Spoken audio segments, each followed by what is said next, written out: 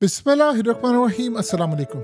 Qatar के prime minister ने जो तहलका मचाया है, जो ट्रम्प के पैरों तले जमीन निकाली है उस बंदे ने, और जो वो अब करने के लिए जा रहे हैं, ये अमेरिका को अंदाजा हो जाएगा कि इन्होंने किया क्या है। और डोनाल्ड ट्रम्प की हर गलती, चाहे वो मोदी के बारे में हो, चाइना के बारे में हो, रशिया के बारे में हो, उसके लिए मजीद तबाही लेकर आ रही है। अब जरा सुनिएगा क्या हुआ है।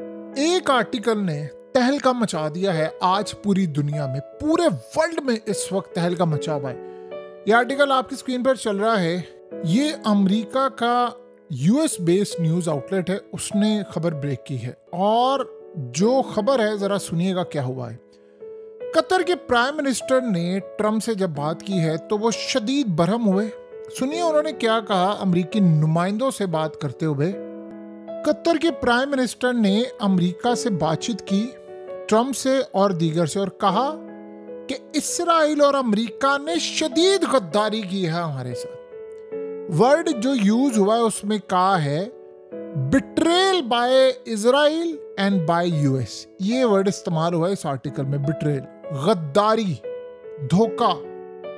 कतर के प्राइम मिनिस्टर कहते हैं अमेरिका को, उन्हें स्टीव विटकॉफ से बातचीत की और कहा कि ईरान ने पहले हमला किया है, फिर इसराइल ने हमला किया 6 महीनों के अंदर। अब कतर अपनी डीप इवैल्यूएशन करने जा रहा है, यानी नजरसानी करने के लिए जा रहा है कि उन्होंने अमेरिका के साथ अब पार्टनरशिप रखनी है कि नहीं। और अब लग रहा है कि वो टाइम आ गया कि हम फैसला कर लें कि अब हमें नए पार्टनर्स की तरफ जाना पड़ेगा। यानी जो अमेरिका ने हमें गारंटी दी थी सिक्योरिटी की कि आप हमें अड्डा दें, मैं आपको गारंटी देता हूं, आप पर कोई हमला नहीं करेगा, अब वो सारी गारंटीज खत्म हो चुकी हैं। लिहाजा अब हमें किसी और मुल्क की तरफ जाना पड़ेगा। यानी जाहिर सी बात है उनका डायरेक्टली इशारा रूस की जानिब है, चाइना की जानिब है, क्योंकि इजराइल के F-35 को रोकने के लिए चाइना या रूस ही आ सकता। और कतर का जो लेवल है वो कोई छोटा मोटा इधर उधर किधर नहीं जाते, उनका लेवल आसमान पर है। वो दुनिया के अमीर तरीन मुल्कों में से एक हैं, वो ट्रिलियंस ऑफ डॉलर्स की इन्वेस्टमेंट करने वाले ममालिक में से एक हैं। सो लिहाजा अब वो कह रहे हैं कि हमें अमेरिका पर अब कोई एतबार नहीं, इन्होंने धोखा दिया है, गद्दारी की है, हमारे मुल्क पर हमला हुआ है, हमले को नहीं रोका। सो लिहाजा अब हमारे पास ये चॉइस है कि हम अमेरिका को छोड़कर किसी और की तरफ। जिसका मतलब है, सादा अल्फाज में समझे, इसका मतलब ये है कि अमेरिका का अड्डा यहाँ से फारिग करें, अमेरिका अपना यहाँ से अड्डा उठाए और निकले यहाँ से।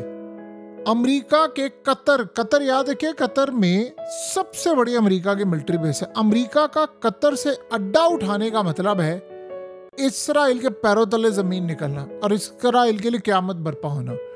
आपको पता है इसराइल जितनी बदमाशी कर रहा है, जितने स्ट्राइक कर रहा है, ये सारे सिर्फ इस दम पर कर रहा है कि इसराइल को अमेरिका के फौजी अड्डों से मदद मिलती है, स्पेशली कतर से। अगर इसराइल को ये पता चल गया और ये मामला हो गया कि अमेरिका का यहाँ पर अड्डा सलामत नहीं रहेगा, तो आप भूल जाएं कि यमन पर कोई अटैक होगा, क्योंकि रीफ्यूलिंग सारी यहाँ से होती है। आप भूल जाएं कि इसराइल का कोई मिडिल ईस्ट में ऑपरेशन कामयाब हो सकता है। इसराइल के तैयारे जा ही नहीं सकते जब तक रीफ्यूलिंग ना हो, क्योंकि कतर से अगर अमेरिका का फौजी अड्डा फारिग हुआ, क्योंकि यहाँ से अमेरिका के तैयारे उड़ते हैं, इसराइल के तैयारों को करते हैं रिफ्यूल करते हैं और वापस आते हैं, वो आगे स्ट्राइक करता है और फिर चला जाता है। ये असल में तरीका है। तो अगर यहाँ से अड्डा फारिग हुआ तो बाकी मिडिल ईस्ट और गल्फ कंट्री से भी अड्डे फारिग हो जाएंगे। तो लिहाजा अब फिर एक बड़ा मुल्क अगर चला जाता है चाइना की जानिब और रशिया की जानिब, तो जाहिर सी बात है फिर बाकी जाएंगे। और अगर वो चाइना को इनवाइट कर देते हैं कि आप आओ, आप आकर सिक्योरिटी हमारी टेक ओवर करो, तो आप समझ लें इसराइल का खेल खत्म है। उसके बाद इसराइल फिर तो चाइना के लिए बहुत बड़ा चैलेंज होगा। फिर एक मुल्क नहीं जाएगा, फिर जाहिर सी बात है बाकी ममालिक भी चाइना की जानिब जाएंगे, बाकी ममालिक भी रशिया की तरफ जाएंगे और वो कहेंगे कि जी आप हमें सिक्योरिटी दें। ये सूरत हाल है। और हुआ क्या है कि डोनाल्ड ट्रंप ने 2 दफा कॉल की है नेतन्याहू को, और नेतन्याहू को कॉल करके कहा है कि तुमने किसी सूरत मुझे गारंटी चाहिए तुम्हारी तरफ से कि अब तुम दोबारा अटैक नहीं करोगे। और उसको बताया है कि हालात कितने खराब है। और हुआ यह है कि डोनाल्ड ट्रंप ने जैसे नेतन्याहू से बातचीत की, नेतन्याहू ने स्पीच की कतर से और ऐलान किया कि जिस तरह, और अमेरिका को भी सुनाया, इंडिया को भी बताया और कतर को भी कहा, जिस तरह अमेरिका ने उसामा को पाकिस्तान में मारा था, ये असल में उसका अमेरिका को जवाब है कि जिस तरह अमेरिका ने उसामा को पाकिस्तान में मारा था, हम इसी तरह कतर में दोबारा स्ट्राइक करेंगे, और कहा कि हम करेंगे, हर सूरत करेंगे। देखिए, अमेरिका ना तो अपने दिए हुए मिसाइल इसराइल को जो वो मारेगा और अमेरिका उसको रोकेगा, ये नहीं हो सकता। अमेरिका कभी भी अपने दिए हुए F-35 इसराइल को, जो वो इसराइल को दिए हैं और इसराइल आए और वो गिरा दे, ये नहीं कभी हो सकता। ये आप वर्का ही फाड़ दें, कभी जिंदगी के अंदर होगा ही नहीं। ये कागज के पन्नों में गुफ्तगू लिखी ही नहीं जा सकती कि अमेरिका अपने ही F-35, अपने ही दिए हुए मिसाइल जो इसराइल को उन्होंने दिए हैं, वो गिरा दे और तबाह कर दे, कभी भी नहीं होगा। ये आप भूल जाए। सो लिहाजा कतर को ये बात समझ आ गई है, उन्होंने कह दिया है कि गद्दारी की है। अब हमारे पास ऑप्शन खुला है कि हम अपने फैसले करने में आज़ाद होंगे, और हमारा आज़ादी का फैसला ये है कि हम अब अपने नए सिक्योरिटी पार्टनर ढूंढें।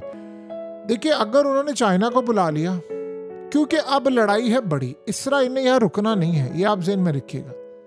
इसराइल ने कतई नहीं रुकना। अब इजलास होने के लिए जा रहा है अरब लीग का और मुस्लिम कंट्रीज़ का एक बड़ा इजलास होगा, और ये कुछ नहीं कहा जा सकता कि मुस्तकबिल के अंदर वो चाइना और रशिया को इनवाइट करें, लेकिन ये बात तय है कि अब फैसला होने के लिए जा रहा है। सब ने फैसला कर लिया कि नहीं, हमने अब अमेरिका पर रिलाई नहीं करना, क्योंकि हमने अमेरिका को अड्डे दिए हुए थे कि आप हमारी हिफाजत करेंगे। तो अमेरिका ने हिफाजत किससे करनी है? इजराइल से। वैसे तो स्टार्ट अमेरिका ने जब अड्डे लिए थे तो मेन ये सूरत हाल थी कि आपको ईरान से बचाएंगे। असल तो कहानी ये थी ना, असल में ये नहीं थी कि ईरान से बचाना था, अमेरिका का ख्याल था कि ईरान से बचाना है, लेकिन अमेरिका ने जो सिक्योरिटी गारंटी दी थी वो किसी भी किस्म के खतरे से बचाना था। ये नहीं था कि जी ईरान से, यमन से, फलाने से, एक्स से, वाई से, नहीं, इजराइल समेत सबसे। तो जब ईरान की बारी आती है, देखिए ईरान ने जब हमला किया अमेरिका पर रिसेंटली, वो हमला नाकाम हुआ है।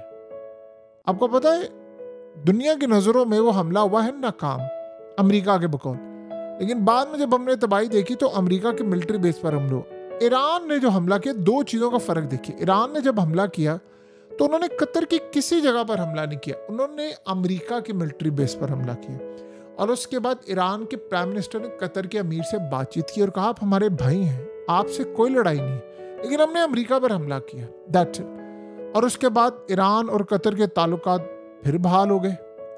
दूसरी जानिब आप ये देखिए, इसराइल ने जो हमला किया है वो अमेरिका ने रोका नहीं, क्योंकि उसकी मदद से हुआ, उसकी इजाज़त से हुआ है। इसीलिए तो कतर ने कहा ना कि तुम लोगों ने बिट्रेल किया, धोखा दिया, गद्दारी की।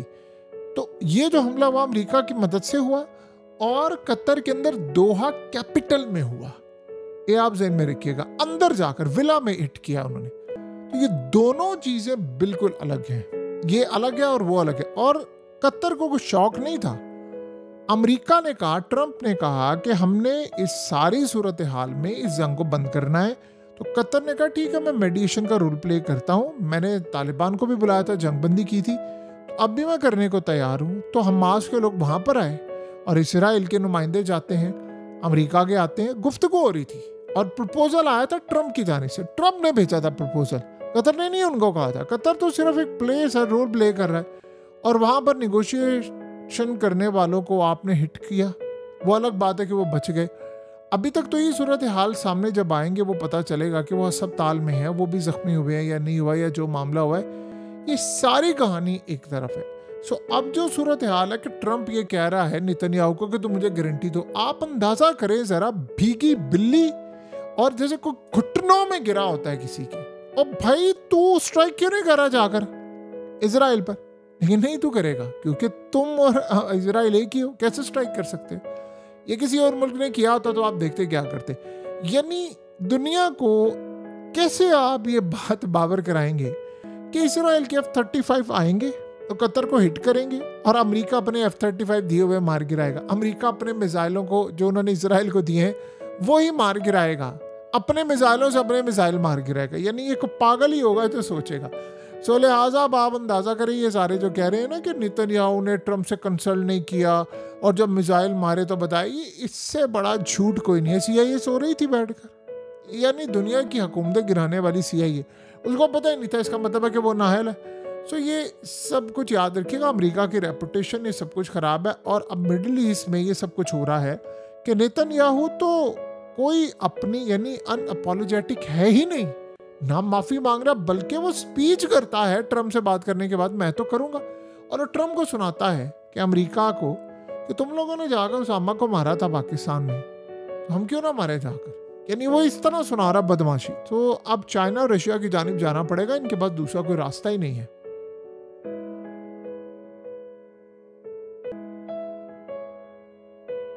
हकीकत टीवी को सब्सक्राइब करना मत भूलें, वीडियो को लाइक करें, शेयर करें और कमेंट सेक्शन में अपनी राय का इजहार ज़रूर करें।